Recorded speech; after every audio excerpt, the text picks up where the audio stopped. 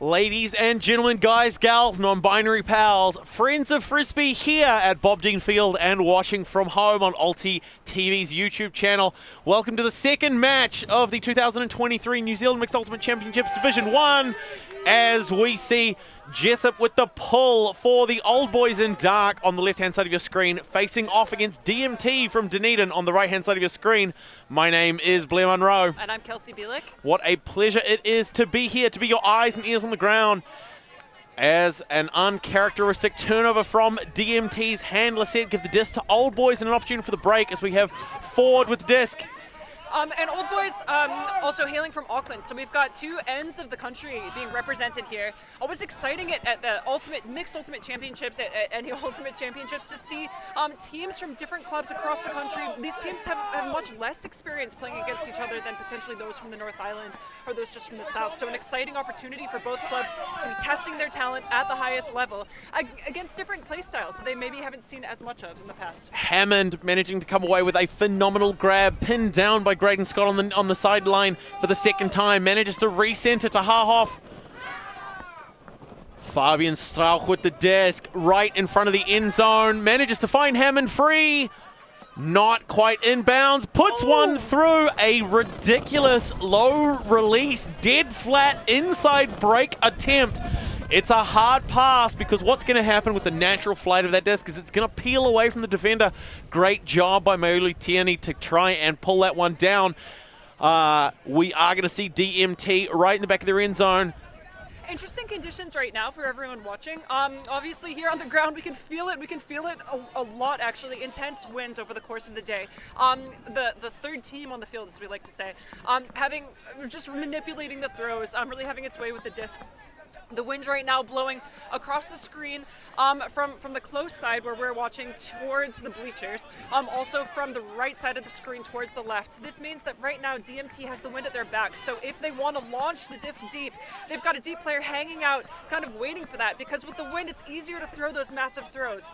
We are going to expect to see a lot of points in the left side of the screen and that zone, end zone down there, as opposed to Old Boys, which are facing just the extra challenge of throwing upwind if they want to score to the right. A deep throw, as predicted, cleaned up by Old Boys.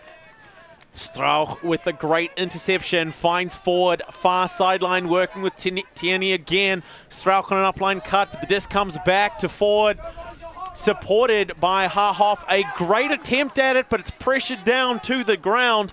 And she threw that upwind throw. There was a lot of power on that, making it difficult for Hahoff to reel in. You need to put that power on it, though, if you want that disc to fly as a direct upwind shot. Great swing, though, and great to see that Old Boys have that in their repertoire, that while the wind may be manipulating throws, it won't stop them from swinging it where they need to go on the field. Graydon Scott working with Callum Shimon in the upfield space for the handlers of DMT, as we've seen them push to a vertical stack to try and attack the end zone. Slight overthrow there. Kim on the mark now.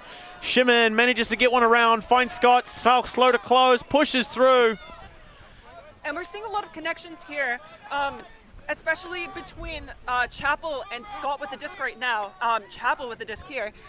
These are players that were representing OAF, Otago and Friends Opens team from Dunedin and region, Greater Otago, who won the Division 2 National Championships for the Opens division most recently. The disc goes up, looking at Scott. Scott catches it in the end zone, putting Otago, Dunedin mixed team on the board for the first point. And as I was saying, there's a lot of connections that they've developed. They've shown great flow and so much energy that they brought to that final game when they won Div 2. So they're working across the region in the mixed space here with women and everyone else on the team as well.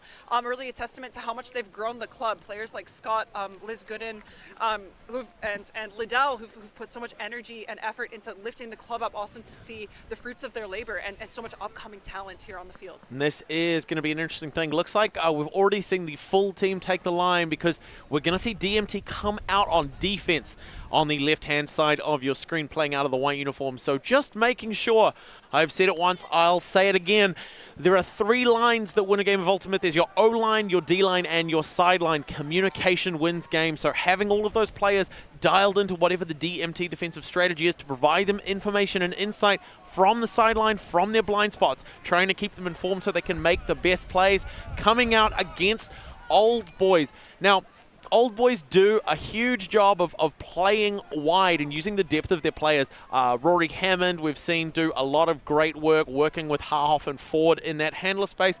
DMT, we're seeing a lot of their offense really be driven through only a handful of players so far. It'll be interesting to see whether or not they're able to demonstrate that depth as they continue. Hugo Swinson with a great pull fielded early by Ford to Leung.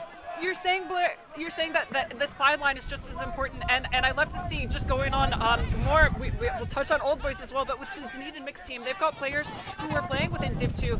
Players like Brewery. There's a few injured players as well. Stretching the field on both sides, really supporting the team and showing that they have that third line that's necessary to provide the comms on the energy on the side space to support the team that's on the field and scoring the points. Air Jordan puts one low. Cami Leung not able to chase that one down, so it's going to give possession back to DMT. We're going to see Hugo Swinson to pick up and initiate, supported by Max Benter-Lynch in the upfield space. A vertical stack, trying to create two channels on the near and far sidelines. We see a quick bounce pass off Middleton before a long shot fielded comfortably by Logan.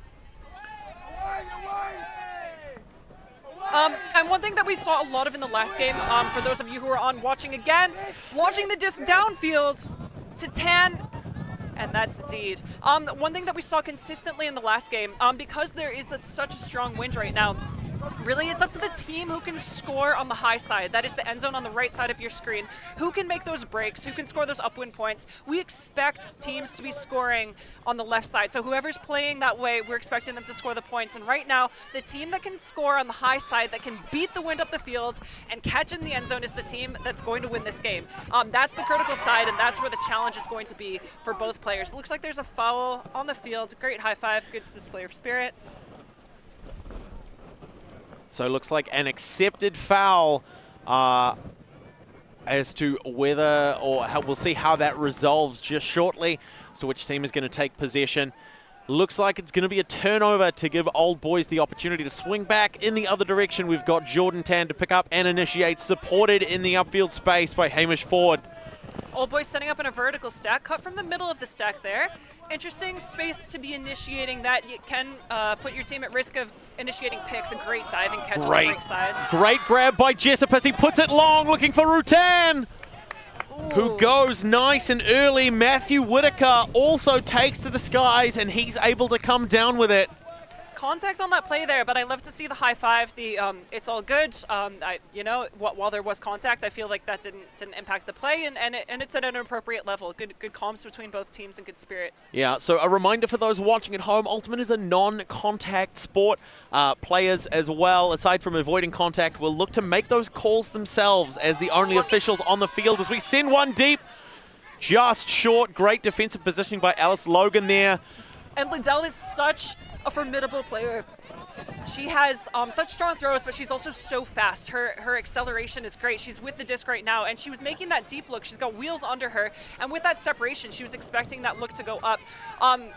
Unfortunately, that was the wind just pushing it short, so she couldn't quite reel it back in again.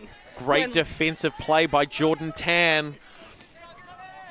And I was talking quite a bit about Dunedin mixed team and a bit about their past. There's a pick on the field, but a bit about their past, the Opens season and how they did at the Opens, the Women's and Opens Championships most recently, with OAF taking first place of Division 2. But Old Boys, just touching on their history as a club as well.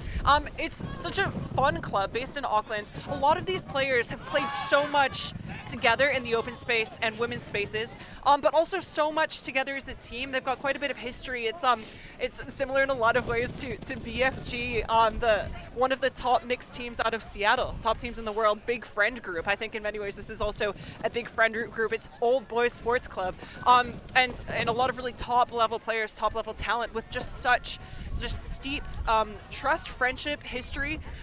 So two really lovely teams, lovely matchup, and a testament to the growth and effort that both clubs are putting into not just the Frisbee on the field, but also forming the connections and the relationships. A relatively deep stack here. We're seeing them.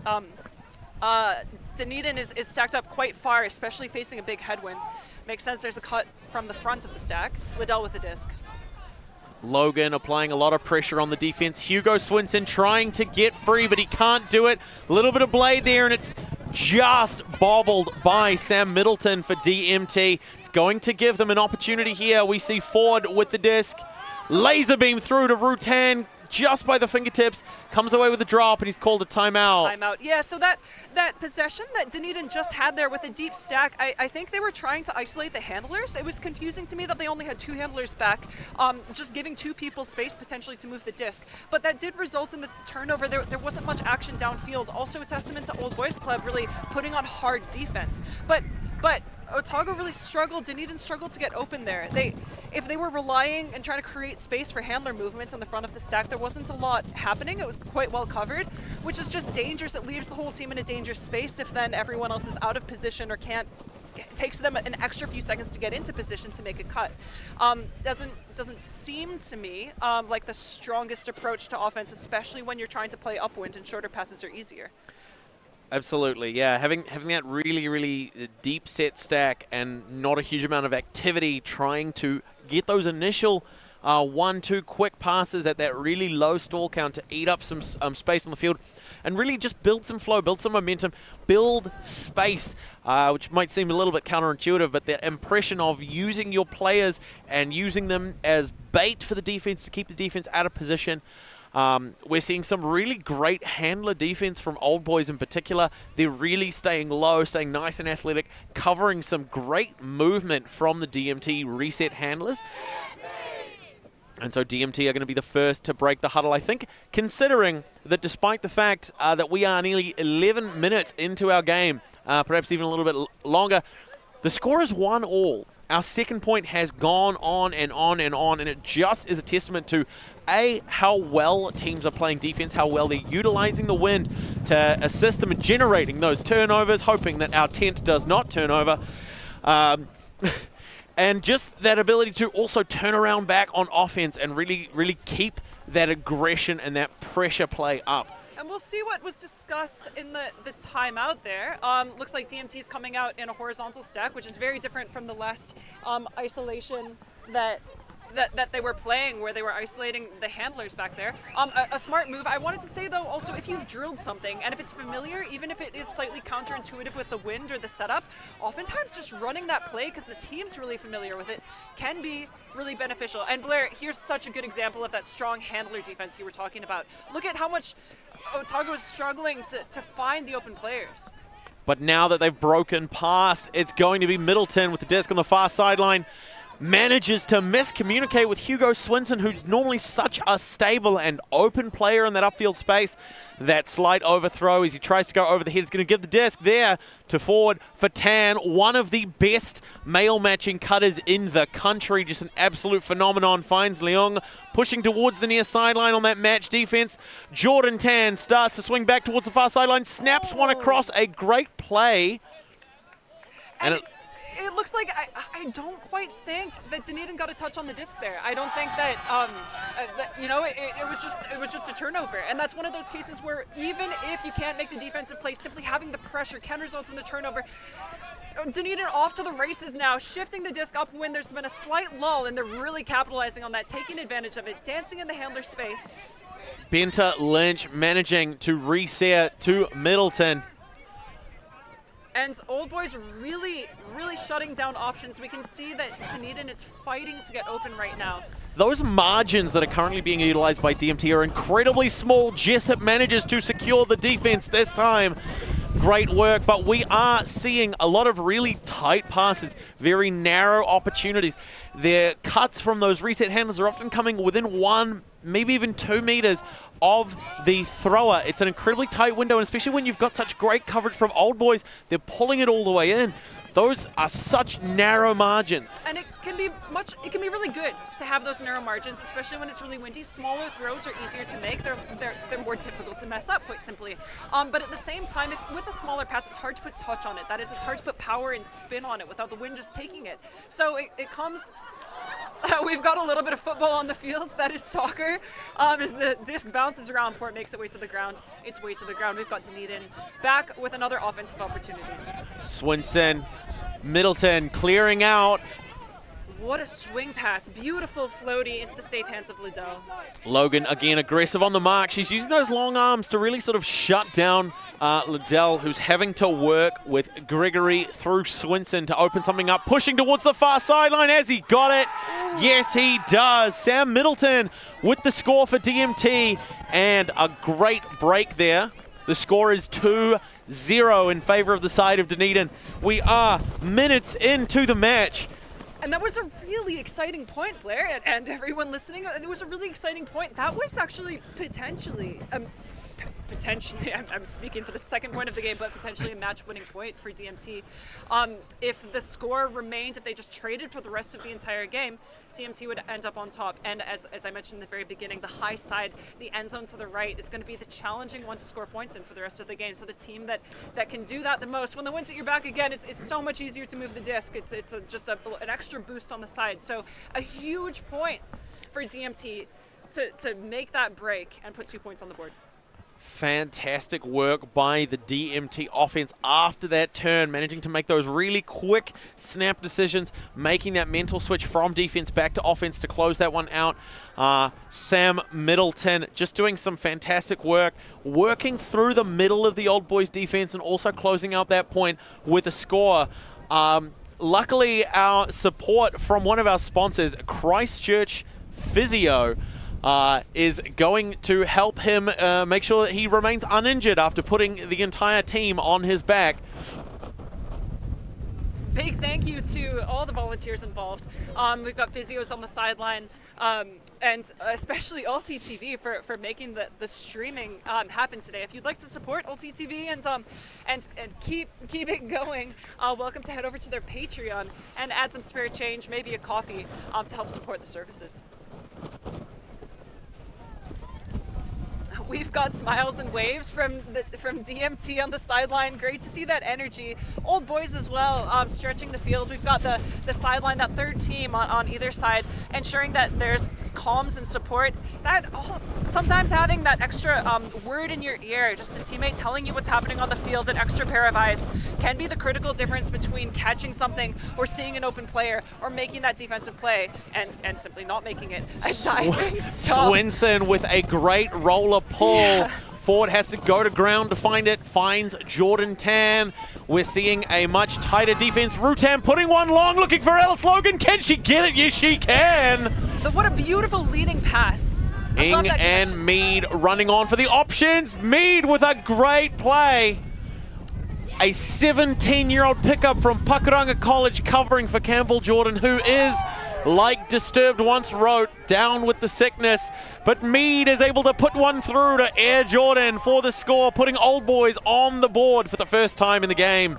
And Mead really showing a lot of initiative and experience with that play he made. It was so congested through there, and a lot of players will pull out just, with fear of making a dangerous play, which is valid and definitely valid. But in that situation, he cleanly just made his way through the traffic to clean up the disc. It was going to drop, and if he didn't show that initiative, show that hunger to save it. We're going to see it again here.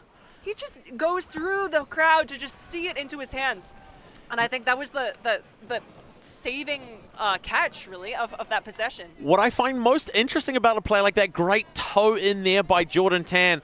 But what we saw there was almost, not going to say fear or panic, but there was definitely hesitation from the defense. They were parked up behind the end zone line, trying to make sure that the disc didn't cross that line. But in doing so, they opened it up for Jamie Mead to make a fantastic play. I say a lot of the time, if you have to choose between possession and position, go for possession. If you have possession but not position, you can always get position. If you have position but not possession, you're playing defense. And so great work by Mead to just sacrifice that potential point just to make sure that Old Boys kept the disc, as we see DMT initiating there with Eltonberg carry.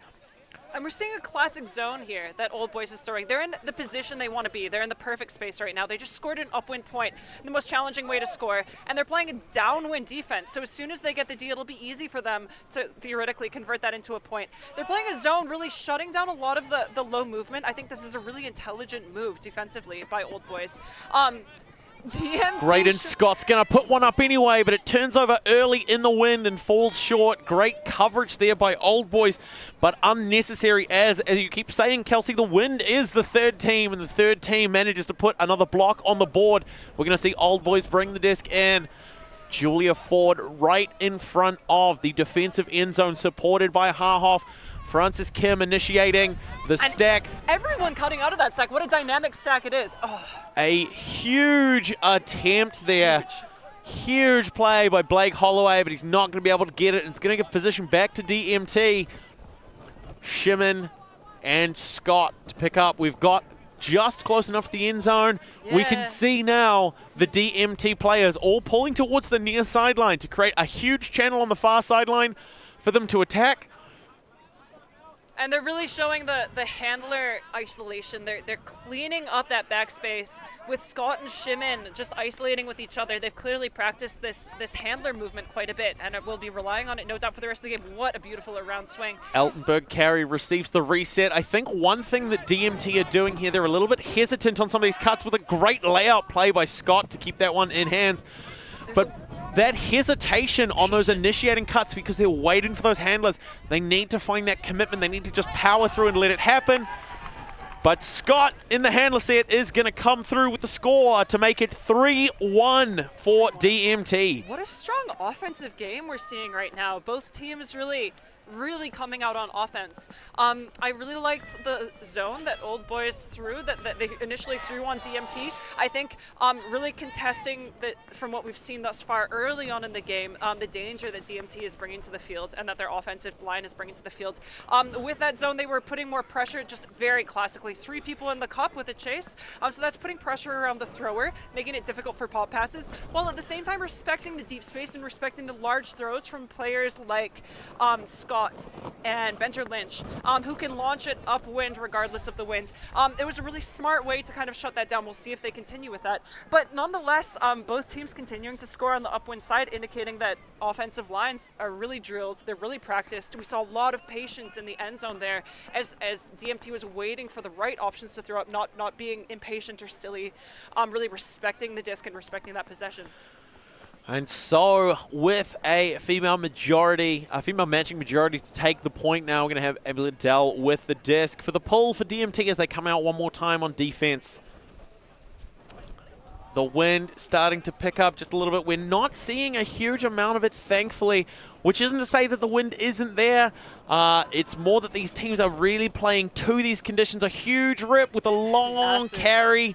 Downwind. Liddell with a wealth of experience under her belt. She's represented New Zealand multiple times on the international stage, most recently with Mongo Pare, New Zealand U24 mixed team, and also with a lot of development in Dunedin. Initially began playing in Wellington, which is no doubt why her throws are so strong in these windy conditions. We are seeing a zone defense from DMT doing exactly what it needs to as Swinton puts the long one up.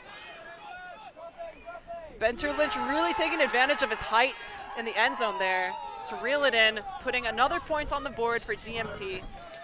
Yeah, just great early zone defense, forcing some of those lower passes. We'll see that again. Kind of went into the path of 2 potential receivers for Old Boys. Maybe a little bit of miscommunication as who was going to go for it. I think Rutan maybe had an option to lay out, but seeing that one of his teammates had laid out and just maybe it's not worth it in case there's a collision. A great, smart, and safe play, even if it gave up the point.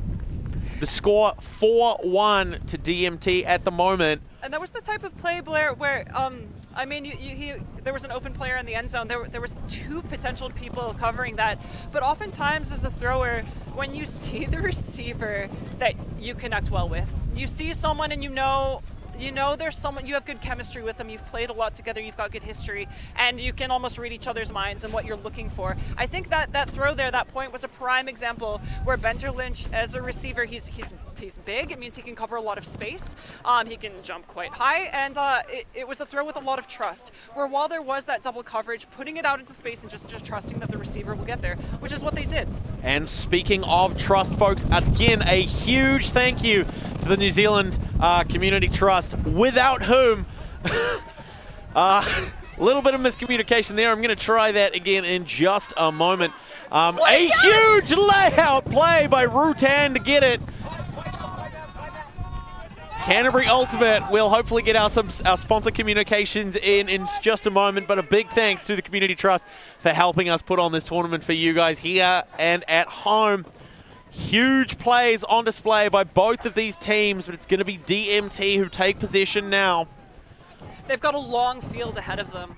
That's a lot of work as we've got Sawyer picking up the disc. With the wins, that other team, we've got a vertical stack really cleanly set out, initiating from the back with an undercut. This is classic ultimate setup. And the two handlers back, no doubt they'll be looking for some quick movement. And again, it's quite deep though. I'd like to see them moving under. They're providing a lot of space, but again, when you're forcing the handler to throw so far, it just increases the consequence of that bubble just there in turnovers like that. Now, it's interesting that you mentioned earlier, Kelsey, you were talking about that trust and that idea of a receiver that you connect with and communicate well with. And I think that really does speak to the strength of teams like BFG, as you mentioned. A big friend group. They're people who play with each other, who like to play with each other, aiming for the score for Old Boys. And we're going to see what happens in that case. Are we going to see a lot of the DMT points really focus through a handful of their players? Or are we going to see real, genuine mixed ultimate, stretching the disc, spreading it around all of their players? Again, we're getting a lot of names that are being called out as some of the core Old Boys handlers. But that's changing between lines. You're seeing Julia Ford, Shelby Harhoff, Ellis Logan do a lot of great work on the female matching side to initiate and really quarterback and drive that offense for the Old Boys. It'd be nice to see a little bit more of that from DMT. We're seeing Shimon, Swinson, Scott. Liddell seems to be the sort of cornerstone female in the upfield space, and it would be really good to see some trust, some better distribution, instead of just relying on the ladies, the female matching players in the downfield space to just cut and try and create opens and then immediately reset those. I'd love to see some more downfield looks. Yes, the wind isn't optimal, but on a point like this, with the wind at their backs, DMT have a great opportunity to put some mixed ultimate on display. Get the disc to one of those ladies on a great undercut. Have the trust, have the wind at their backs. It's going to add a little bit of length to those throws, so even if they aren't quite as confident, they've got the length to put them up. We're going to see a great low pull from Blake Holloway to touchdown in the DMT defensive half. And you know, Blair, a key thing that does, aside from including players in the team and being, I think it's really exciting when teams use all the players, but it also really teaches the defense that they need to respect every player. They can't poach off. Poaching is taking up additional danger space, not marking your player, but marking a space. And it shows the defense that they'll be punished if they do that. That they won't necessarily, every player is useful and every player is valid and every player will be utilized. So there's a tendency when you're only looking for the same players, and defense, you can read that and be smart. However, Old Boys Club being smart with the disc right now for sure, as they're close to the end zone, within scoring range, the disc goes up. Holloway to play cleanup for that one, as I think for the first time in the history of the sport, a disc went over the head of Rory Hammond. What a great jump. But it was Blake Holiday who came away to clean that one up, like some of our favorite sponsors in Wellington, Low Cost Bins. So just big shout out to them, and thanks for last weekend. But what a great cleanup by Holloway. The score is now 2-4, still in favor of DMT. But that's what happens when you let the ladies drive the offense. You had Stephanie Shen, you had Julia Ford available as a cornerstone, a solid, unfixed, unmoving point in that handler, the confidence of the Old Boys. Fantastic to see. 3-4 actually, and we've seen that Old Boys have put, as just happened, their third point on the field. They've scored 2 upwind and 1 downwind, but at this point they've scored 2 in a row.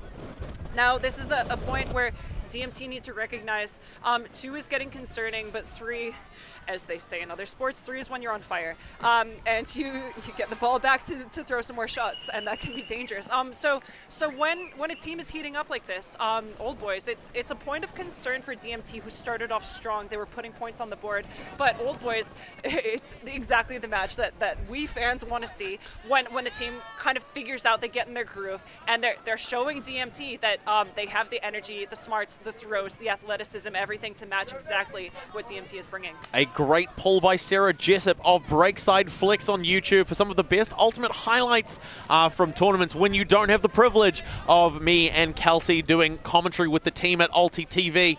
But Altenberg, Carey, Shimon, Scott really driving the DMT offense here. He fakes the hammer and upwind as a questionable option, so the defense didn't need to bite. Altenberg, Carey trying to get around Lee. Can't do it. It's Shimon. It's high. Has Scott got a read? No, he doesn't. This is an opportunity for Old Boys to tie the game. Defense is scrambling. People are pointing, trying to make sure they've got their assignments covered. Kavisha Chandran to mark up against Julia Ford. The height difference is going to be huge, especially with a downwind point.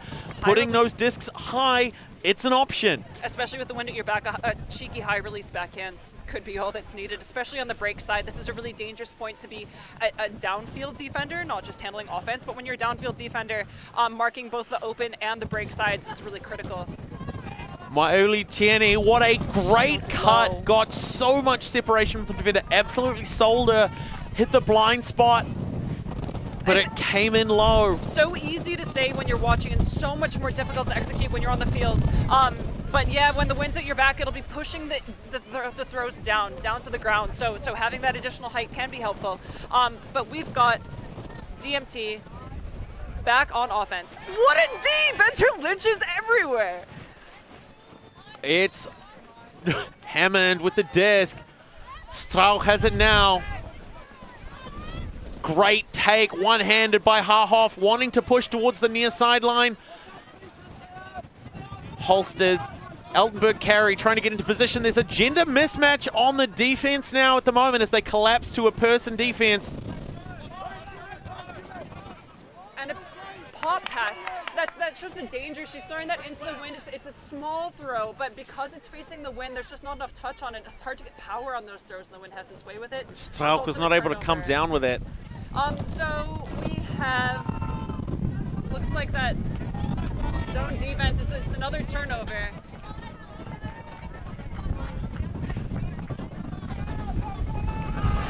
There's the big shot fading early, but it's Hammond again to the surprise of very few people who have had to mark him. But Graydon Scott looking to close, puts one through Mauli Tierney right on the end zone. Reset to half off. It's a bit high. It's floating. It's floating. It's touching down. It's a little bit of a humbling moment. Working some great disc action up that far sideline, but in the wind, it's going to be enough to give it back to DMT. It's tough, and in situations like that, what you really need as a team is to center it. You need to recap and open up the space, because it's really difficult when you're on the sideline trying to force their Frisbee down the sideline. There's very little space you have to work with. At the same time, that's one of the hardest things to do.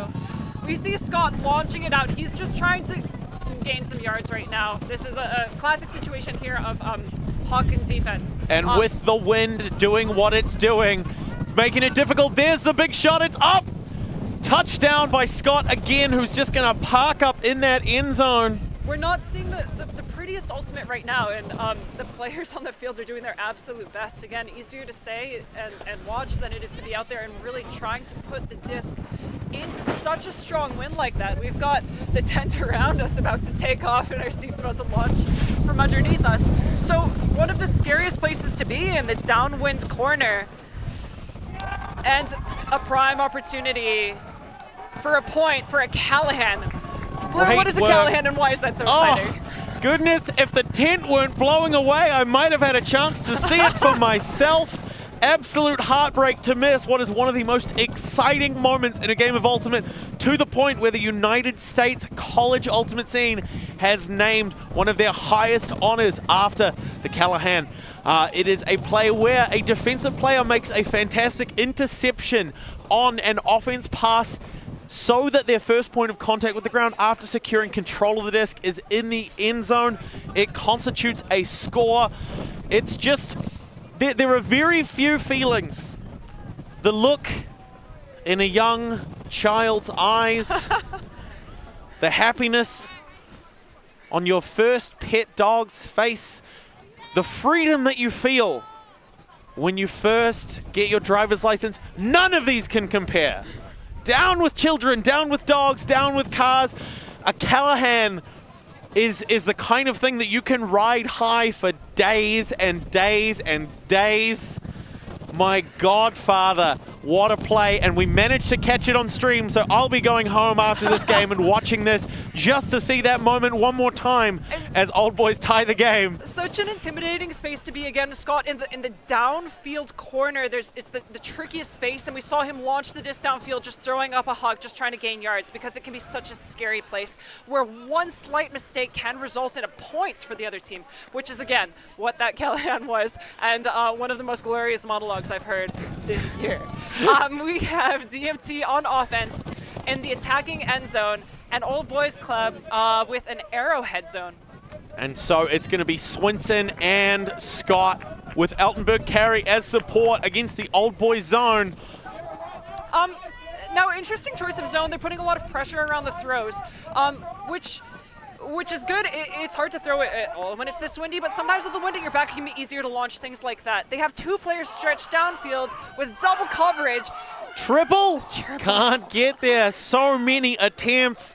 And just a great initial play by Fabi Strauss. Going to pull that one down.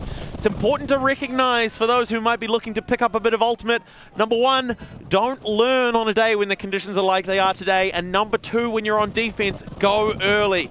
It's often all you need to apply enough pressure, put a bit of doubt in the mind of the offensive receiver. The fact is, they don't know how high you can jump. If you go early on defense, you can disrupt their timing, and it's enough to secure a block without actually having to touch the disc. We see Jessup really stretching it deep. Fabi Strauss tries to go. The disc comes up a little bit high. What a D. Yeah, as I say, the defensive play can either you can hit the disc yourself, but a lot of defense can be mental as well. Just being in that same space. What a point. Scott dancing on the end zone line, showing us a bit of salsa as he jukes and sees it into his hands to get open for the point. Just great work there to shift and sell Blake Holloway. If we get a chance to see that, they're just resetting the cone at the front of the end zone. Astute-eyed, eagle-eyed watchers at home will have seen Blake Holloway getting beat on that upline cut for Graydon Scott's score, and his follow-through with the foot to boot the cone, just that little attempt to get out some of that frustration and allow him to be focused in for the next point. So I love this game. It's such an intense game to watch. Both teams showing such a strong display of composure with the disc, and really, I think one thing that's bringing everyone together right now is, again, needless to say, the conditions. But with a score of 5-4, we've seen trading on both sides at this stage. You know, DMT started out, they were on the train, they were showing the energy and bringing the fire to the game to start off with and put some points on the board. We've seen Old Boys claw back and come firing back just as hard.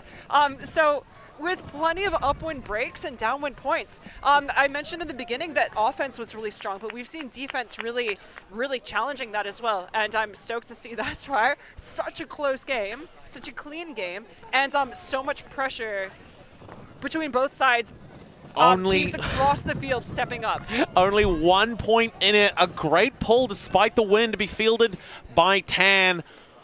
Working with Ford. We are going to see a DMT zone. It's going to be Benta Lynch and Lily to really fire up and try and put that impassable wall in front of the disc. But there's a question here as to DMT now running a zone of their own. And interesting that they're choosing the junk. I mean, whatever works for you. If you have drilled this, if you've practiced this, if everyone knows where they're supposed to be, then play it on the field. Sometimes play it regardless of the conditions. However, Old Boys have 1 player deep, and DMT have 1 player deep as well, marking that. With Old Boys, with the wind at their backs, the deep space is a real threat. They could launch some deep throws, and I think personally, if they wanted to flood that space a little bit more, stretch that deep, it would be a smart move.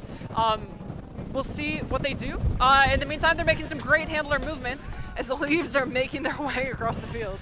It looks like that may have been a travel call, so they just reset to Tan, finds Leong on a crossfield. It's Logan. What a great grab there. Threads one right through past the bidding Lily to Ford. Now, it's interesting, Kelsey, that you mentioned that they're running a junk zone. Quite often, those junk zones are situations where the gentlemen play match defense against one another and they allow their ladies to clog the zone or to clog the space. Now, is that going to work against a team like Old Boys where they actually distribute the disc amongst all of their players? Quite often those junk zones, great bid there, but it's not going to be enough to keep it out of the hands of Ford. Are those junk zones really going to do the job if the Old Boys trust all of their players to be able to touch the disc at any point?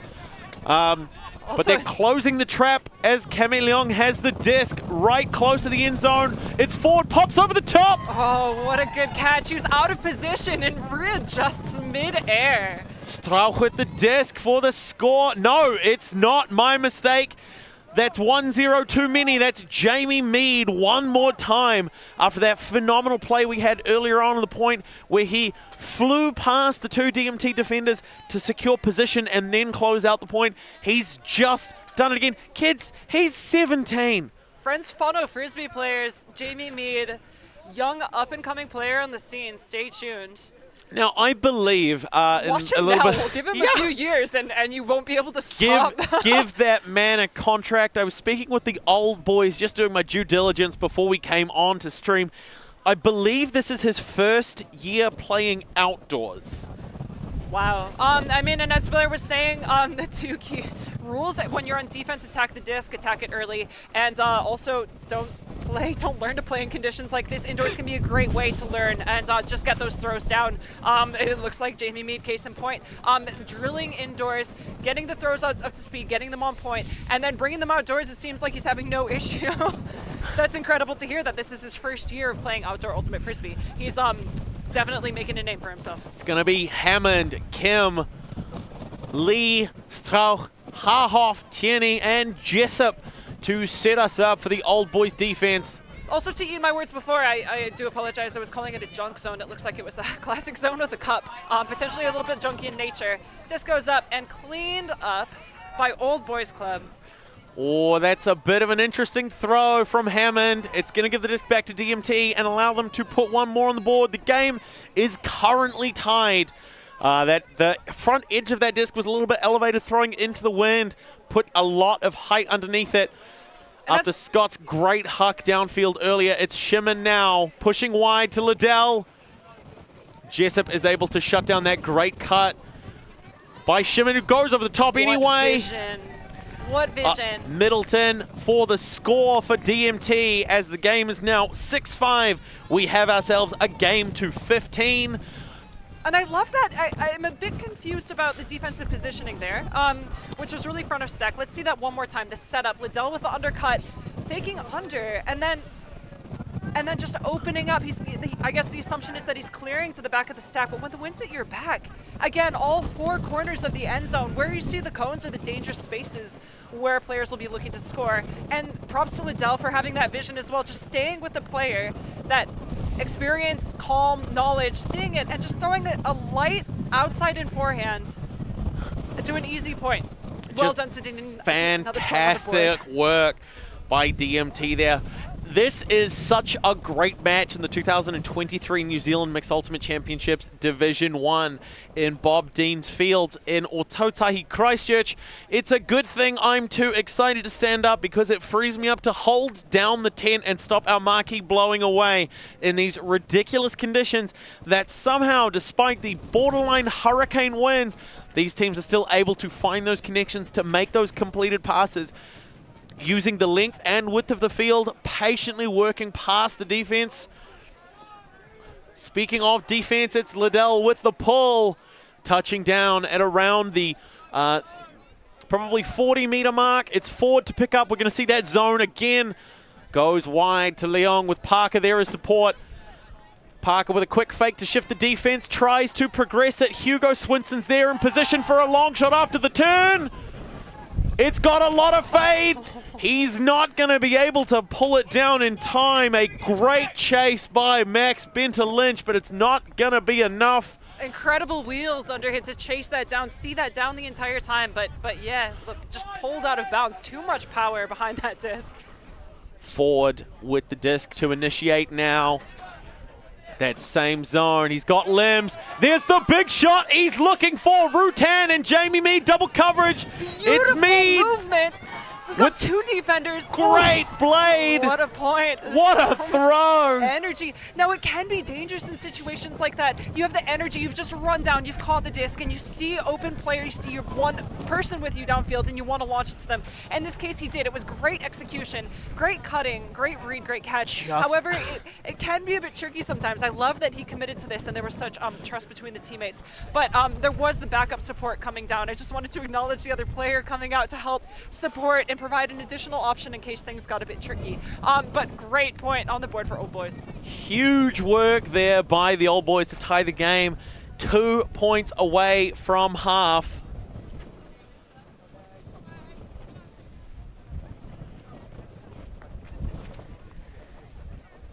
We'll see who takes half. This is a first half for the ages, one for the fans. Game tied up. Old Boys looking to score an upwind point, get the quick turn, and then the point upwind. Looking at our offensive line for DMT, we have Eltenberg, Carey, Shimon, Scott, and Chappell. So again, there's a lot of height on there, a lot of speed from those players. It's going to be really good to see what they're able to do with it. Again, wind at their back. It's going to add another 10 meters or so to each of their long throws. We know that Scott has the kind of arm to try and put them deep. And we'll see what Old Boys is running out here, if they're going to go with person or the same zone they've been running. They need to watch out, though, with their zone, that they ensure that that deep space is covered sufficiently.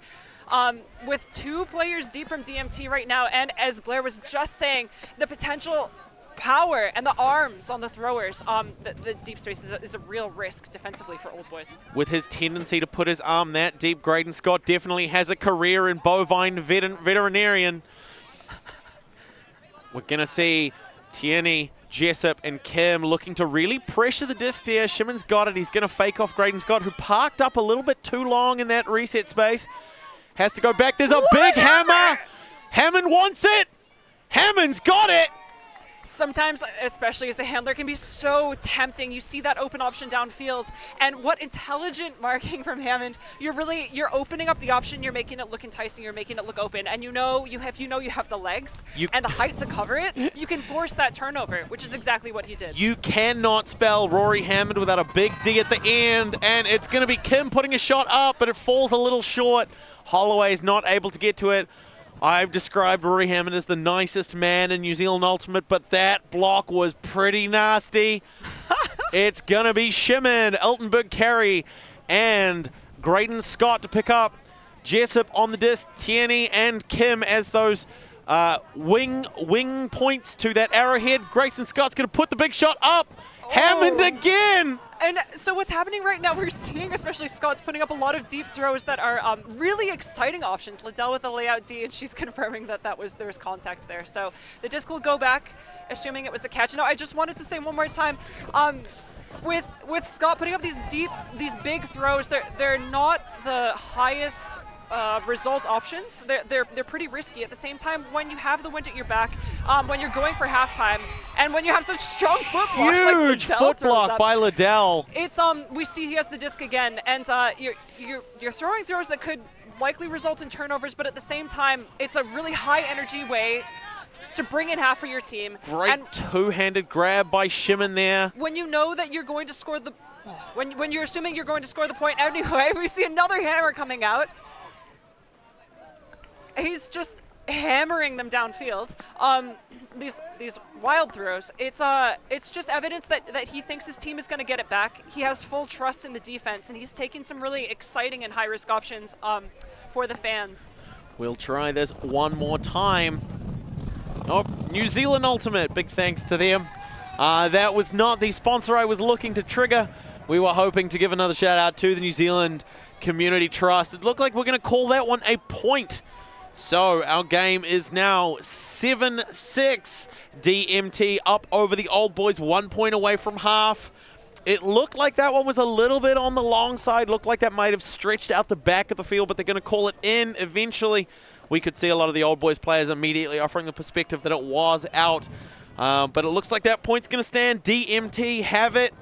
1 point away from half. One good break here is all they need. If they can apply that defensive pressure and then close it out. We're seeing some of their great offensive players. Once again, Swinson. Shimon coming towards that near sideline.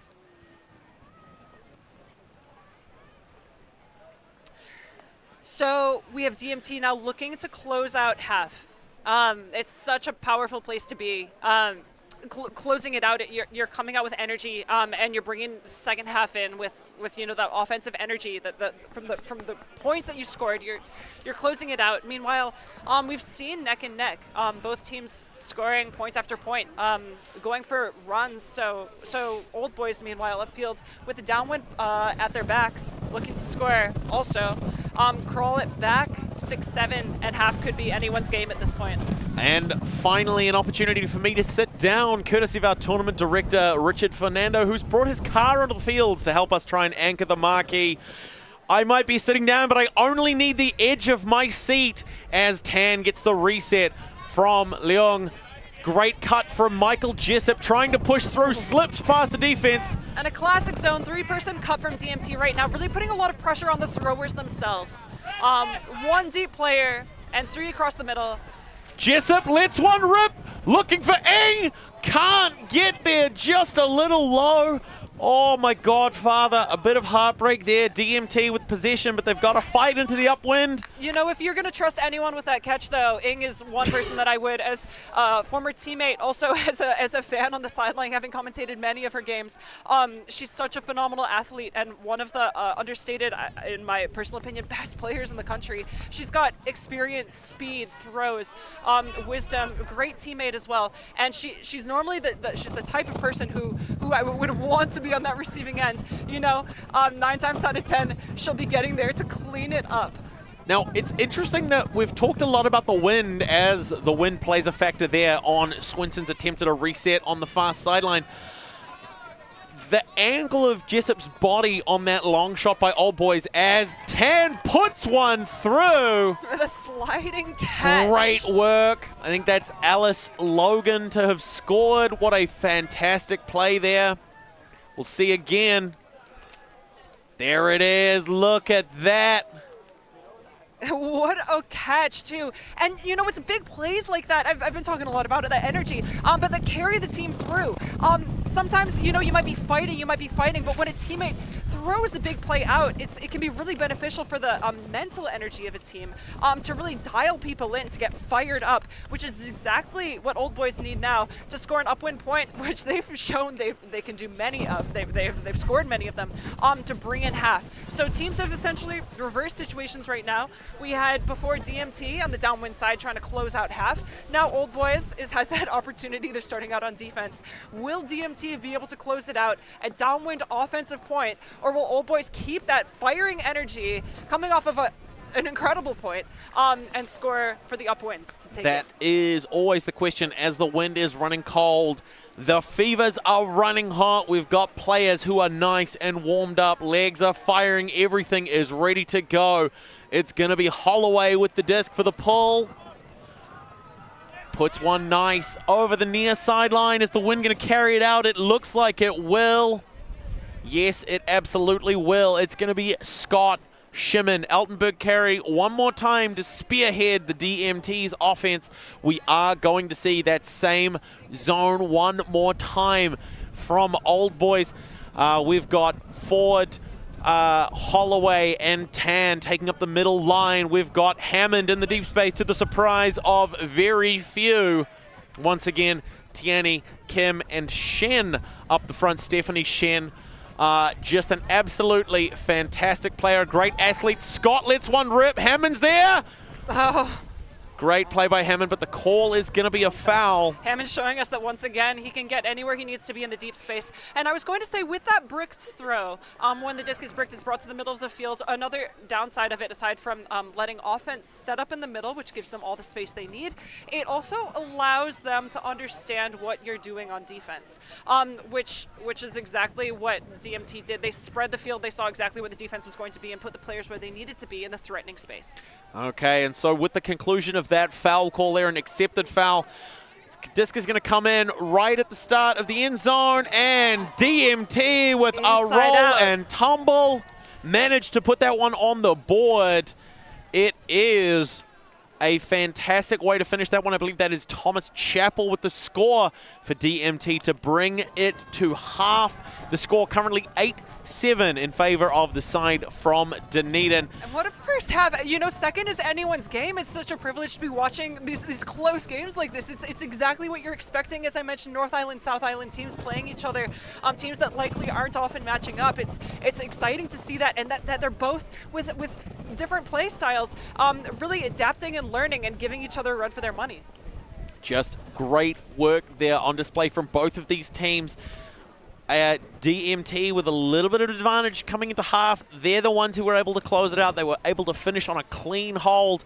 But we will see what the rest of this thrilling match brings.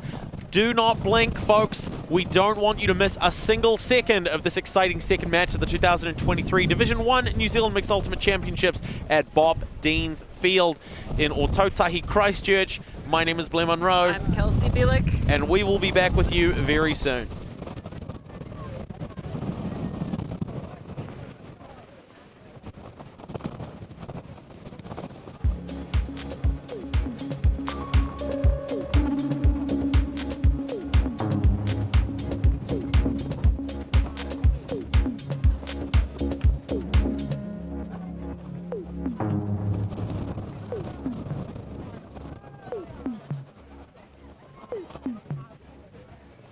You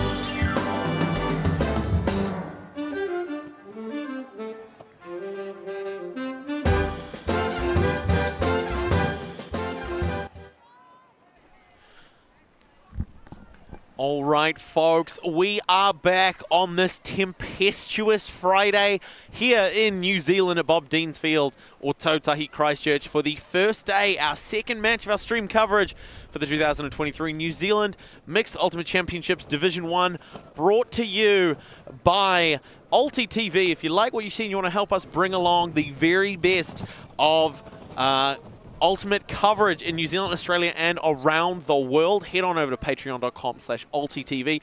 Give us your spare change. Every dollar you have helps.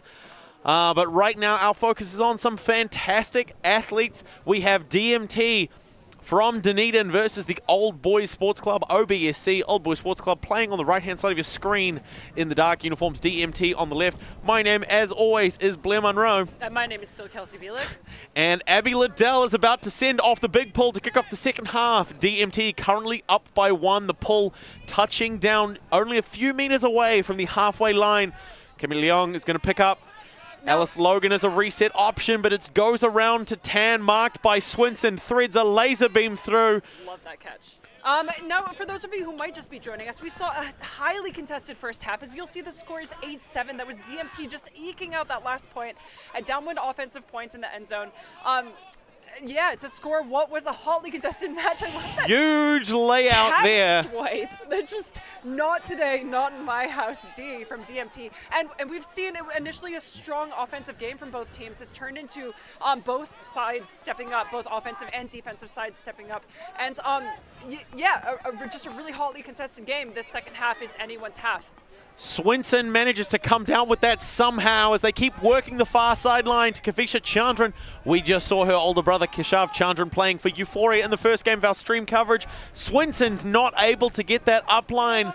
Nice and aggressive. It's Jordan Tan.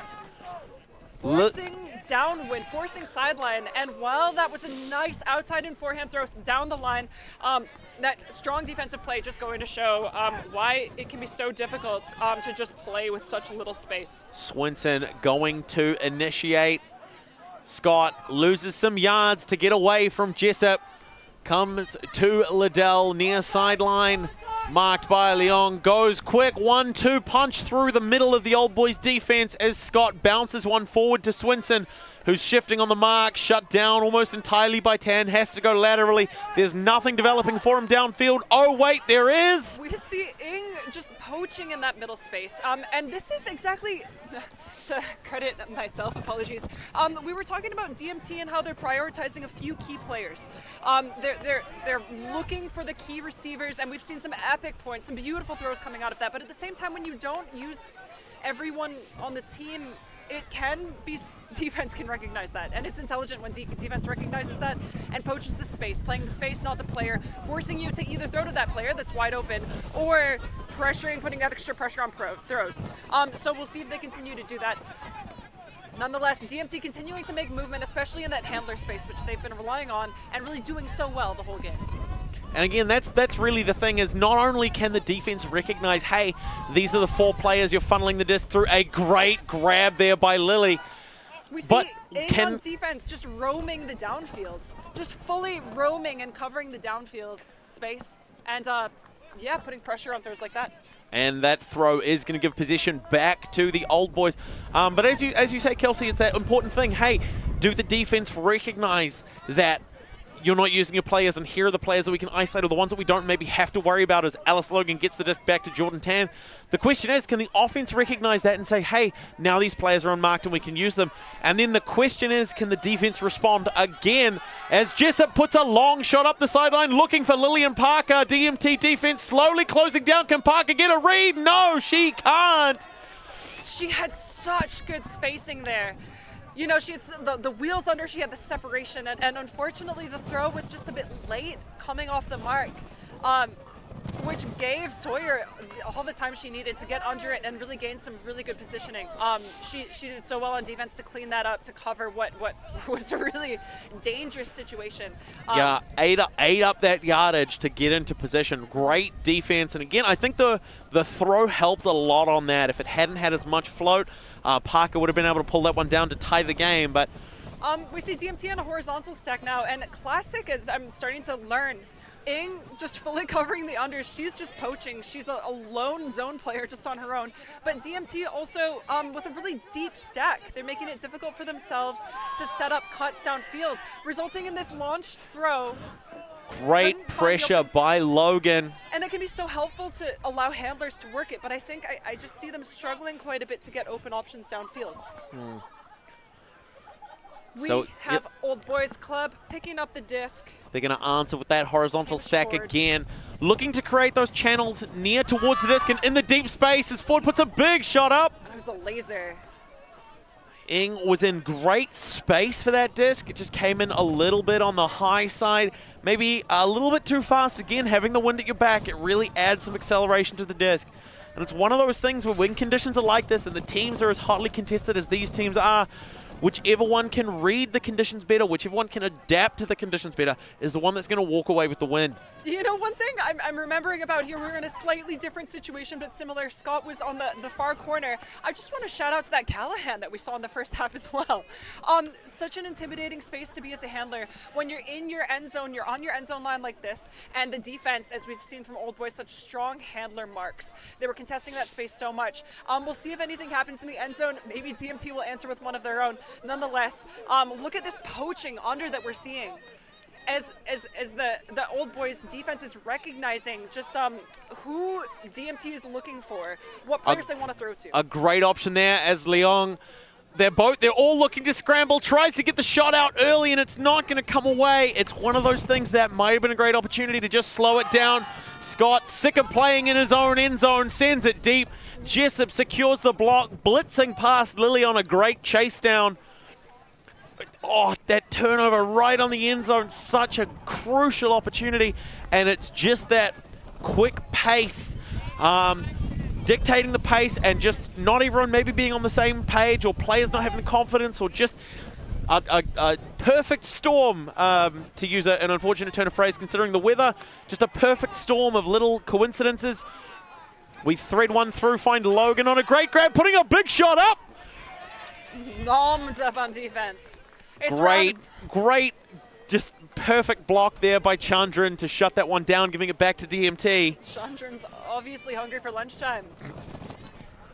Or play hot defense. Well, good thing that one of our sponsors, Hell Pizza, providing lunch for some of our volunteers, and just possibly some prizes in consideration for teams. Great work as Liddell looking to shift the mark on the disc here. And again, no zone. We've got Old Boys playing match defense, and just one defender roaming in here, just in the open space, making it. Sending a big shot, but goes way too far out that far sideline. This seems to be the wrench in the cogs in the machine that DMT is. They're well drilled, they're well oiled, and just having these few poaches. In this case, Ing is roaming the field, and that seems to be just the massive wrench that's just slowing things down for them. It seems DMT struggling. It seems a lot more than they were in the first half to make connections and make that quick flow. I'm not sure why they're looking off the handler options. Or if Tan going for Logan, gets it. Ing now with separation has to bury head to really try and chase that one. Logan under a lot of pressure, not able to look back for Ford. Yes, great bid by Scott. Snatched by Ford for Tan. Air Jordan coming down with it to tie the game. A beautiful inside-out pass there, too. I love the vision. And the inside-out break. Just sneaking onto the break side. A clean connection. And tying the score back up 8-8. While DMT took half with 8 points, we're seeing, again, neck and neck. Two strong clubs spreading from the country, across the whole country. Just displaying their skills here, the highest level, New Zealand Mixed Ultimate Championships. And just, what a joy it is to sit here shivering away in the commentary booth in the wind as these teams clash, just leaving everything out. This is the end of the mixed season for all of these teams. We had our Division 2 tournament happen last week. Those teams, particularly our stunning final. If you haven't seen it, no spoilers, but it's worth going to watch. Taranaki Thunder facing down against Gangrene. Just those teams knew that it was the end of their season and they could leave everything behind. We are in the same boat. Yes, it is a 3-day tournament. Yes, this is only day 1. But position moving into our bracket stages is going to be dictated by performance on days like this. Jessup with a big pull, as we've seen it happen a lot. Not gaining many yards on the wind underneath that one. An opportunity for DMT to come back up by 1. And DMT streaking down the field. They don't have many more yards to make up before the disc is in the end zone. They're in a really powerful position right now to score a quick offensive points. Looks like they've gone initially into their end zone. A lot of dancing, a lot of juking, and a lot of strong person marks. A hammer goes up. Free, trying to get open, covered too tight by Rory Hammond, pushes into the deep space, baiting that hammer, but I think Old Boys knew that it was coming. Unfortunately not Free for that points. Yeah, I'm wondering if the stall was quite high there, resulting in the hammer. It seemed like a bit of a last-ditch throw. More like Harrison locks down, am I right? Ooh. But a long shot goes up. Steph Shen tries to get a hand to it but can't secure it. It's going to be Free. Picking up, fires a laser beam down in the field for Liddell, just out of bounds. A great bid, cannot stop Shimon from pulling that one down. That's the score. It's DMT one more time, up by 1 point.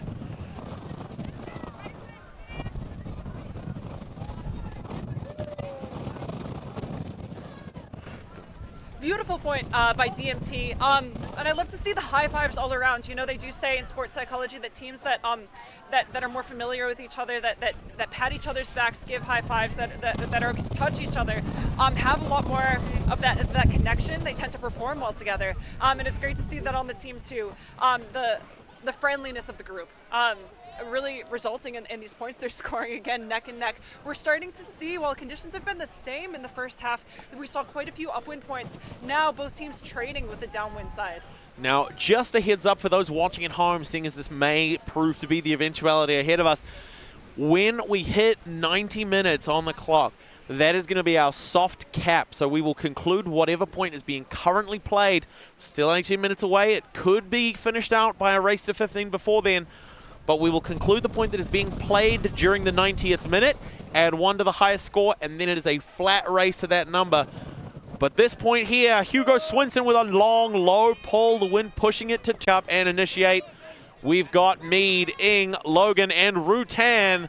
Rutan putting a big shot up. It's Liddell going to intercept. Love that matchup, Liddell and Ing. Such athletic players matching up against each other. That's what I'm going to be looking for in this point. Liddell was calling early for that strike cut, but Mead was able to apply enough pressure to Scott. The throw ended up coming out high. Wind picked it up and carried it.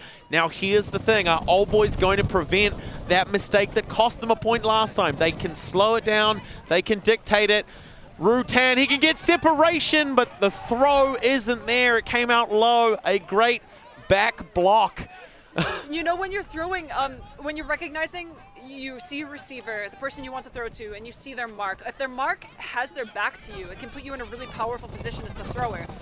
Where if you put it to space, the receiver doesn't actually know how to defend that. Unfortunately, if you throw it at the back of the receiver, it makes it a bit more difficult. But great grab by Rutan, despite Ing's bid. There it is. Jamie flippin' Mead. Too fast. He's only gone and done it again. Clinical, beautiful run to the open side, just streaking away. And Scott slightly out of position to be able to keep up with that pace again.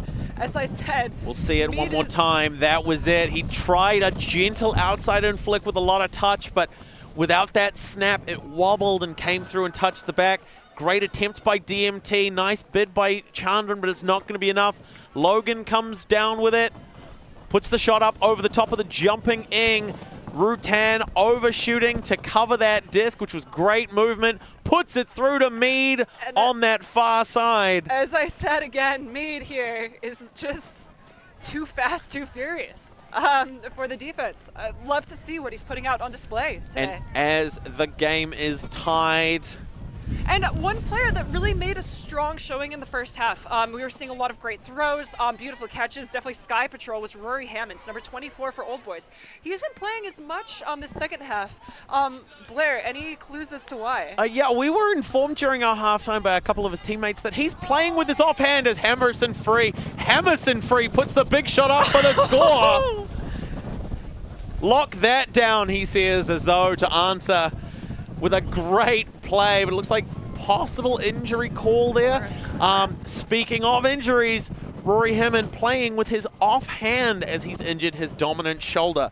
And yet, it doesn't seem to be slowing him down very much. Everything you all saw in the first half was played with his non-dominant hand. I'm still struck. It's got some very, very strong Princess Bride, Inigo Montoya versus Wesley vibes, doesn't it?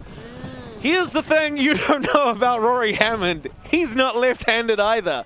But we are going to see that turnover stand, I believe. You decide online which team is Inigo. And what was the other one? Wesley. I apologize to everyone. It's been a few decades since I saw Princess Bride. Francis Kim marked by Free. Hahoff looking to push that up line, not given an opportunity for an around, but Tan pushes towards the far sideline, eventually opens something up. Tierney has it now. Big fakes trying to open something. Jordan Tan outside the bidding. Benta Lynch sends one long. Oh! Huge touch attempt by Holloway, not going to be enough to pull it down. Ping pong between the teams there. Looks like there's a call on the field. Really cool to see that finally go up, though. Old Boys were looking for that deep option. We had Grayson Lee streaking deep, looking for it. It looked off again, and while, again, they're throwing up wins, Old Boys was just looking for that deep option, so couldn't reel it in, but it was bound to happen with so many beautiful deep looks like that. Shimon against the Old Boys zone, working with Eltenberg carry. Free on the far sideline. Kim getting the chase, in that angle on that throw was dangerous. Came down, like I always say in the kitchen, a falling knife has no handle, and that blade fell. It's going to give the disc back to Old Boys. Tierney has it now as the defense looks to close. Threads one through. A great, amazing touch by Chappell to give the possession back to DMT. That's the exact same energy I saw in the Div 2 finals. Chappell brought the whole team. It was energy that carried them through and energy that won them the game, and that's him bringing it back out here as well. You know, hotly contested points such as this one, trading since half, just bringing the energy back out for his team, saying, we got this. You know, this is our point. Kim, eyes open, looking to try and shut down those around shots to Free that are going to break them past the zone. Eltenberg carry gives up yards, but Lee is quick to close. They're just being pushed back. It's not opening anything for them to go around. Massive space in the middle right now. We see DMT fully stretching the field with 2 players deep and then the rest in the handler space. And meanwhile, Old Boys forcing that with the junk that they're playing, forcing person on the handlers. There's contact. Foul called immediately by Graydon Scott, even though he had possession of the disc.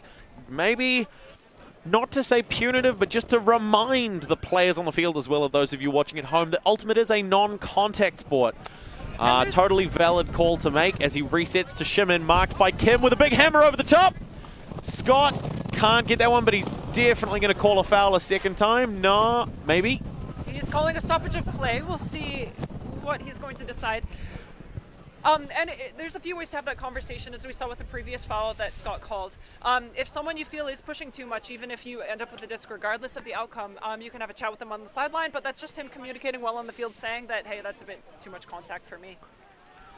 Hahoff making a great aggressive play. It's one of those things you willing to maybe absorb a bit of contact to try and really secure the disc. It's hard when tempers are running hot, when that tension is there, to remain calm, to remain objective as well. So really good spirit on display by both of these teams to discuss their perspectives initially and then also make a query. Looks like that foul was retracted by Scott, so a huge, great display of spirit, especially in such a tightly contested game.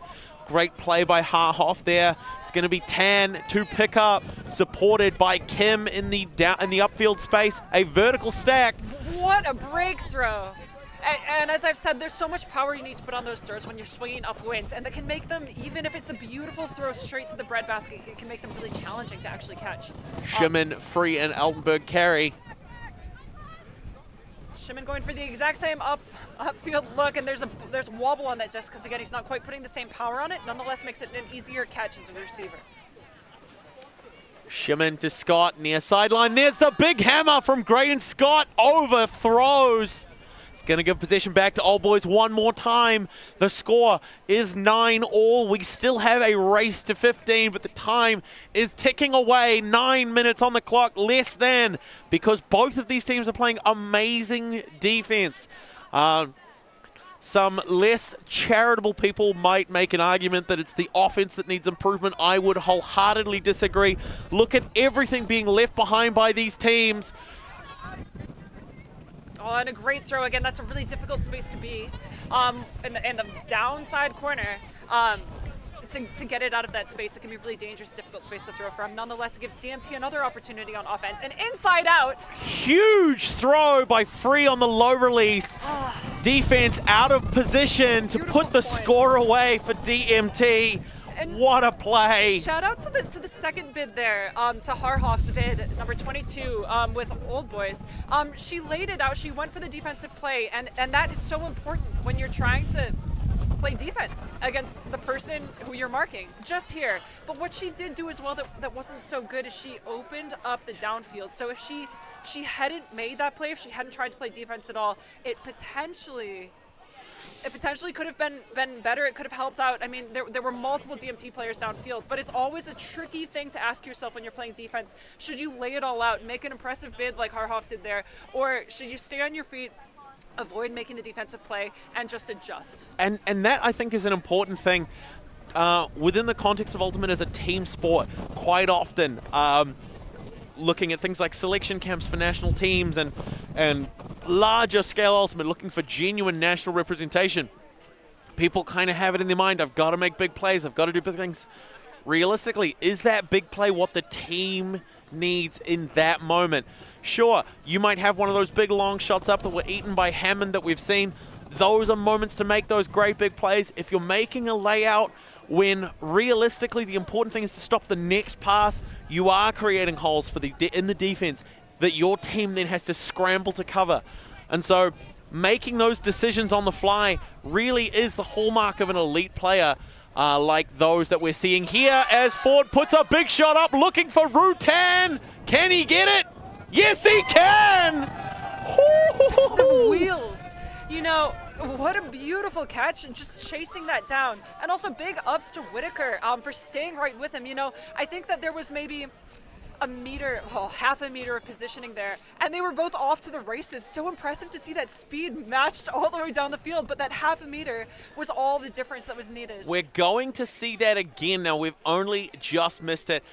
Go back and watch that again in slow motion. You will see why I consistently call Rutan one of, if not the best male matching cutters in the country. We're not going to see it off that throw, but go back and watch the first clip of our replay. You'll see the shin angles that he establishes. You'll see the low center of gravity. You'll see the points for acceleration.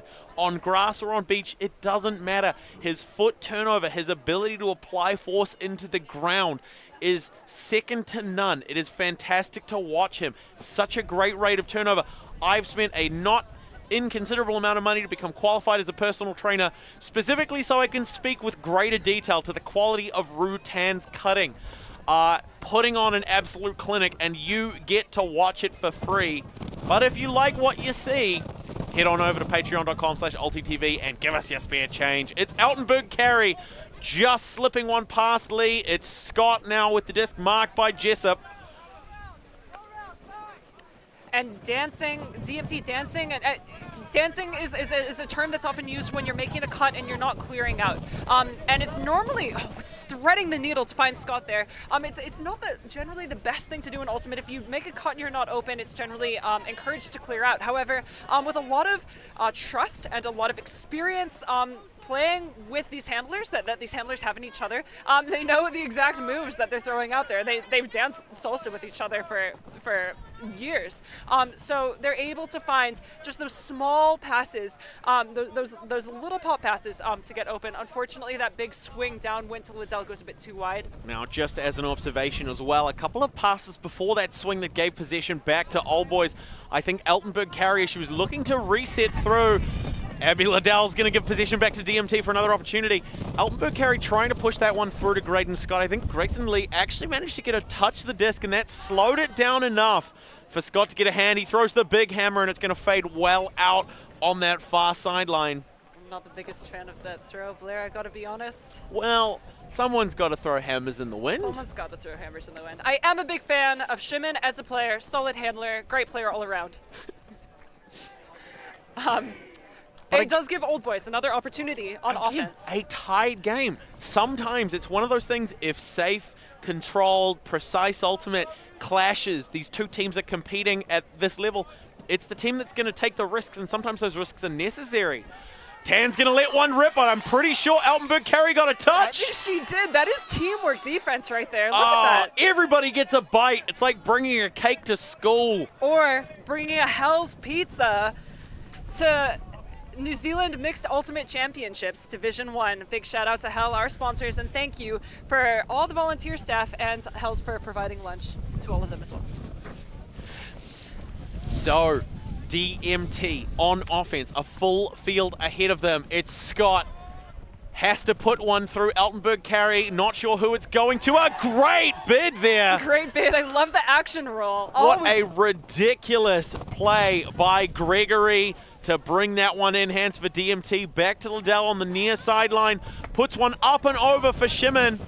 Looks the disc into his hands. Lee looks to close the trap on defense. Swings near side to Liddell. Chips one through. Tan tries to take a bite, but Scott's going to come down with it. Eltenberg Carey, Scott doing his little dance. And here is where DMT is showing us this handler movement that they have dialed. The quick movement. Is it stall one even? Is the stall started by the time they're releasing the disc, finding the open players? Lee showing experience, showing his literacy and his degrees as he reads the disc there and now launches it deep. Strauch wants it, not going to get it. It's Chappell who shuts that one down for the defense. DMT now to pick up. Now, interesting, because we had a seasoned handler, Shimon, beneath the disc there. He helped see the D down and is obviously very capable of picking it up. And now a key call, a veteran move on the field, I would say, is when you're part of a high-intensity play like that, sometimes it's not the best decision to pick up the disc. It's an intelligent move. He's allowing his adrenaline to settle a little bit, and someone with safer hands who wasn't a part of that play, Scott, now with the disc again, throwing a big hammer. Blair, I'm just saying again, I wasn't the biggest fan of that throw. Well, I mean, and I think this is the thing. It's exactly as you say, right? You're involved in these high-pressure situations, and then it's that recognition, hey, I'll just take a second, I'll let everything calm down before I get back involved. And I think that Scott has a tendency to put a lot of the pressure for the team on his own back. I'm pretty sure he was instrumental in the establishment of the team. We saw him do a lot of great work, particularly on defense in their first appearance in the 2020 Division 2 Championships. And again, when the score is tied and time is ticking down, you've got players who are going to take shots like that. We've seen a series of hammers. I don't think they'll be the last. Tan rips one. Strauch to Jessup. God. Great work there. Tierney with it now. But again, I don't think if they get a chance, I don't think that's going to be the last time we see Graydon Scott throw that throw. I don't think so either. It's interesting that in the first half we were seeing a lot more movement, and now things have settled a little bit for Old Boys, but with that big throw, we're seeing a lot more 50-50 shots going up, a lot more in the second half, and I'm not sure if it's the high emotion on the stoke. Oftentimes, as I've mentioned before, a big throw and a big catch like that can carry a lot of energy. What an upwind release! Ford putting it up, waiting, Strauch waiting, so good, patient, not attacking early, allowing the disc to peel back into the back end of the zone for the score. Old Boys to take the lead for what I suspect might be the first time in the game. It might be. Huge moment for the side from Auckland. This is what they need. It's exactly what they need. That beautiful floaty backhand which just opened up the field. Let's see if we can see that again. We're seeing DMT on offense with Liddell. Oh, and huge grab by Catherine Gregory. I loved that. Eltonberg carry puts one up, and it's Lee who came down with it. She's been hanging out a lot downfield. She looks like she's playing the type of game where she's used to receiving and scoring the points and racking them up for the team, which can be tricky in conditions like this. And I really want to see more of that from her. She's thrown that out. She's such a talented player. She's a wild card, and I just want to see her cleaning it up, getting out there, getting amongst, and dominating the airspace or the floor space. We do need to give her flowers.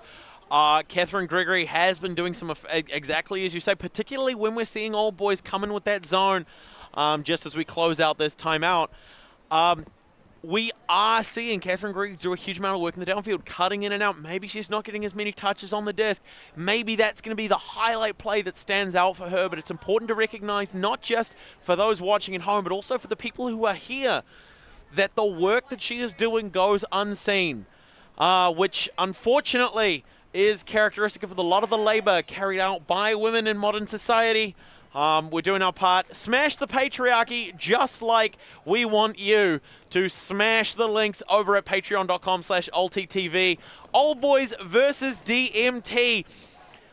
Everyone is leaving everything out here. But again, just wanting to just give a shout out to Catherine Gregory, who is putting in the footwork, putting in the legs to try and chip away, finding and making those holes in the Old Boys defense to allow DMT to remain competitive.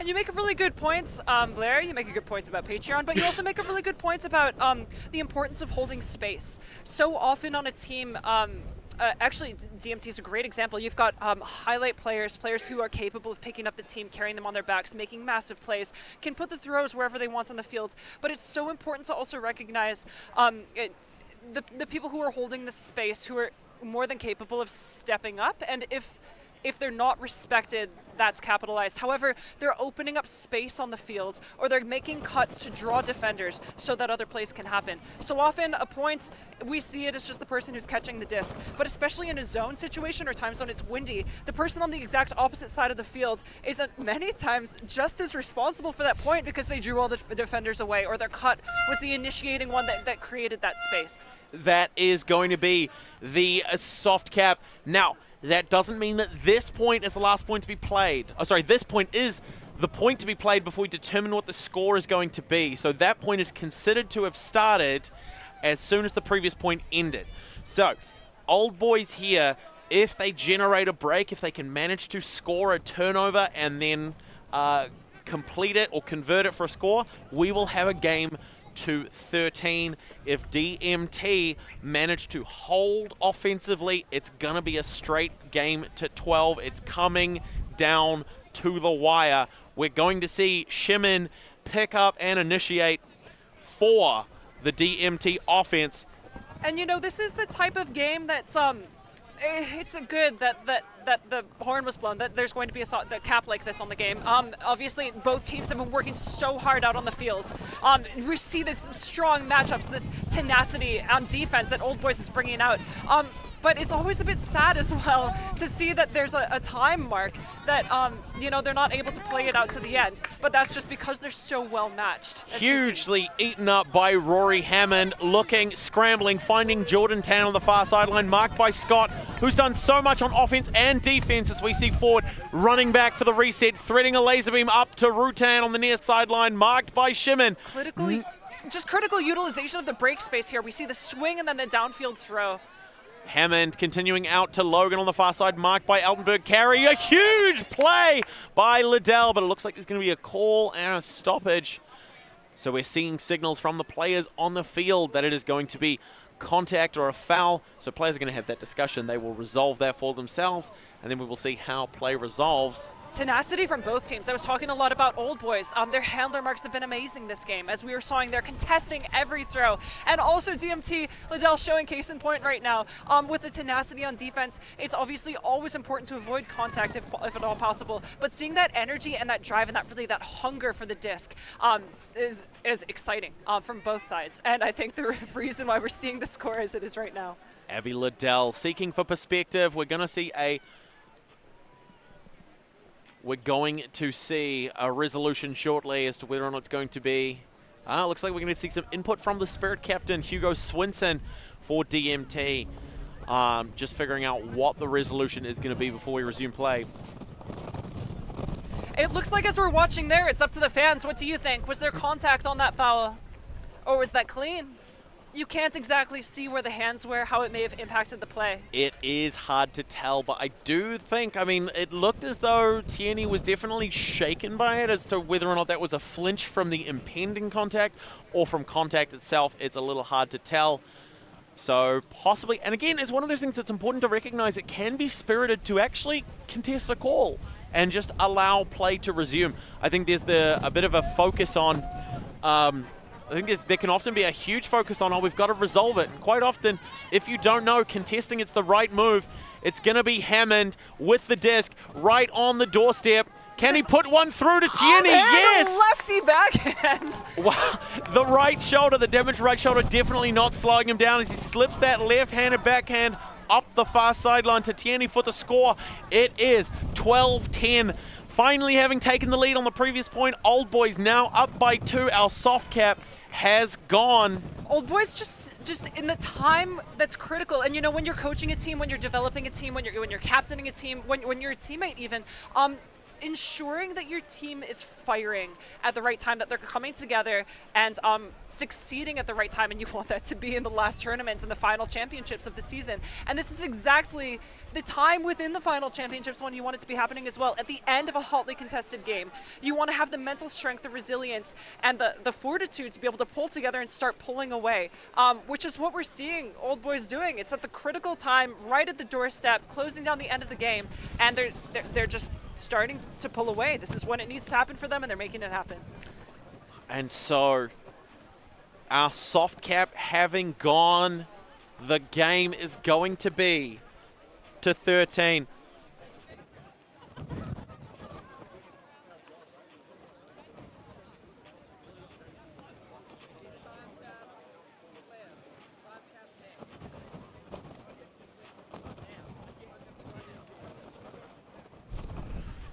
Looks like we may be getting some alternative insight as to when the game is going to end. Looks like we've had our time cap a little after that hooter had gone off. So after the conclusion of that point, or possibly during this point, we might need to play out to see.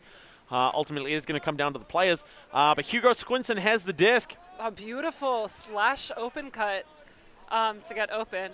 And ultimately, it is a good game of Ultimate that we're watching, Blair. So squirrely by Swinson. Can't pull it down. Fades out of bounds. It's going to go back to Old Boys. They've got a long field ahead of them, but they've also got the range. This is, yeah. It's a tricky spot to be as a handler. I mean, we're seeing a beautiful coffin corner, Kelsey. Yeah, beautiful stack, well spaced out cuts happening to initiate. Great upwind huck. Jessup comes down with it, looking for the next option. We're talking about mental pressure on defense, but not the case right there. She's not flustered in the slightest. What a huge put by Francis Kim.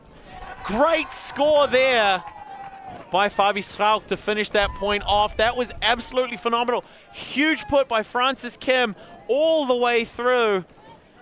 Slipped one past, Jessup managing to get it past the bidding Swinson to Francis Kim again. Yeah, past the bidding Swinson is key. Just as we said before, I think it was an example with Old Boys.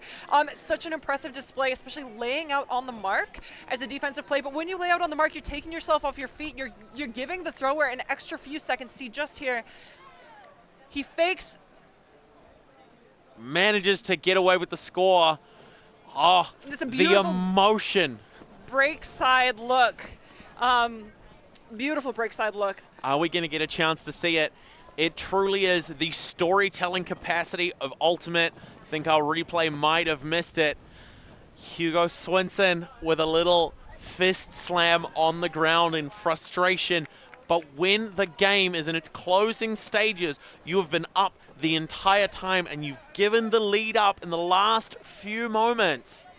It's understandable for that frustration to manifest We are going to see whether or not he can make it manifest in terms of offensive efficiency and precision in this next point, or whether or not the Old Boys defense have mounted that comeback train. Does the C in OBSC stand for choo, choo, choo? It's the comeback train. It might do. You know, and it's a really tricky space to be. We see DMT down here. They've scored plenty of upwind points. They've got beautiful movement, beautiful flow. They have everything they need. Really, there's no the challenge is within themselves, but that's a significant challenge to overcome when you're in this situation as any team. That is when the choo-choo train, as you're saying, Blair, has the momentum and the speed. When Old Boys Club has scored 3 points in a row now, and it's the end of the game. It's gonna be so hard as a team mentally to come back and just switch that up. So does DMT have it in the petrol tank to be able to do that? What might be the last point of the game if Old Boys can generate that turn. They've got some strong, solid players here. Jordan Tan, Eunice Ng, Ford, Sarah Jessup, Alice Logan, Rory Hammond in the deep space. We're seeing a lot of players around the disc right now. I think that's some really intelligent defense. I'm not sure if Old Boys are setting up a zone or a junk. Nonetheless, flooding the space around the disc can make it really a lot more difficult as the handler to find those open options downfield. Nice early reset to Altenberg carry with a big fake to pull Ng to the near sideline. Jordan Tan, too aggressive on the defense for Swinson to get it. It's going to send him back to the Jim. Hammond to intercept, unsurprising. Finds Ford near sideline. Scott looking to close, threading through to Hammond again. Is he going to do the lefty backhand? He is indeed. It's Air Jordan, marked by Swinson, to Mayuli Tierney, marked by Chandran. Tierney has an option. She's going to get it to Ford. They're right on the doorstep. No calls made. Play is going to continue. A big around to release. Jordan Tan. To Hammond for the close and the game.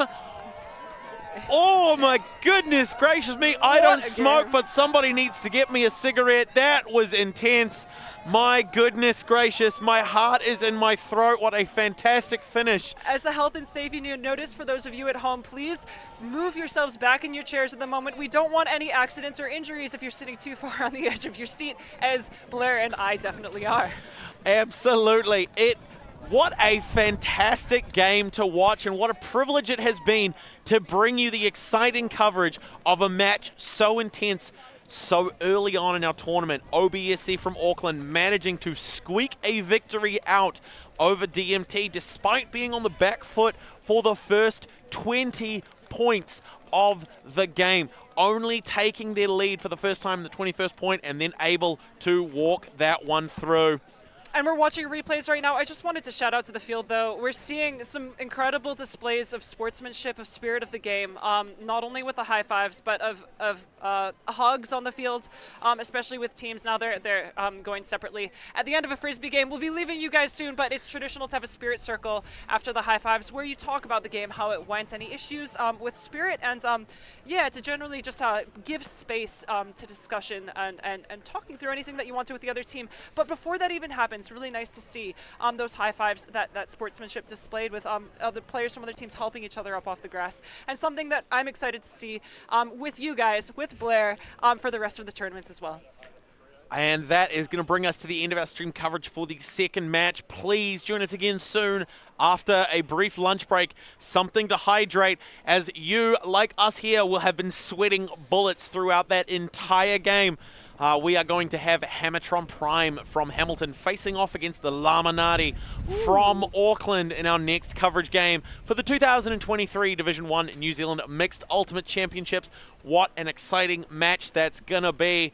But before you join us for that one, take a second, calm down. It's gonna be okay. The only question that remains is what happens next. But until we find out the answer to that question, my name, as always, is Blair Munro. I'm Kelsey Bielik. We are your eyes and ears on the ground here at Bob Dean's Field in beautiful Ōtautahi, Christchurch. If someone could get in contact with the council and maybe dial the wind down just a smidge, we'd really appreciate it. But until then, we will be back shortly.